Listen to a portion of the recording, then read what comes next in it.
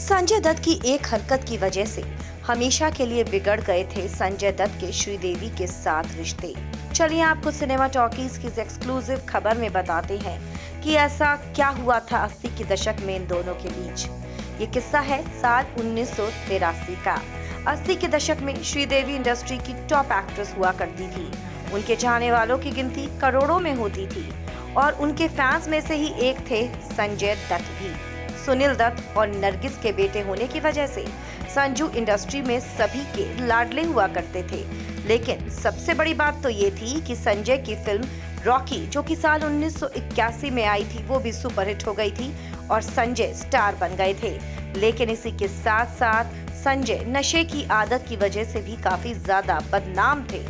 सन 1983 में श्रीदेवी जितेंद्र के साथ अपनी फिल्म हिम्मतवाला की शूटिंग कर रही थी। किसी ने संजय को इस बात की जानकारी दे दी कि श्रीदेवी अपनी फिल्म की शूटिंग करने के लिए वहां पर आई हुई हैं।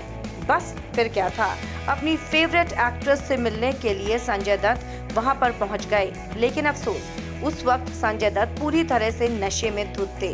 श्रीदेवी सेट पर नहीं थी तो संजय दत्त उन्हें ढूंढते हुए उनके कमरे में पहुंच गए। कहते हैं कि नशे में धुत संजय को देखकर श्रीदेवी बेहद डर गई थी। नशे में होने की वजह से संजय की आंखें भी लाल थीं, जिसे देखकर श्रीदेवी बुरी तरह सहम गई।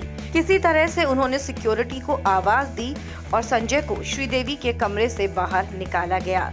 उस दिन के बाद से श्रीदेवी ने ये फैसला ले लिया था कि वो कभी भी संजय दत्त के साथ काम नहीं करेंगी और श्रीदेवी के दिल में संजय को लेकर अच्छी खासी कड़वाहट हो गई थी। लेकिन एक वक्त ऐसा भी आया जब श्रीदेवी को अपना फैसला बदलना पड़ा, क्योंकि श्रीदेवी का करियर 90 की शुरुआत में ढलान पर आने लगा था और संजय दत्त का करियर बुलंदियां छूने लगा था।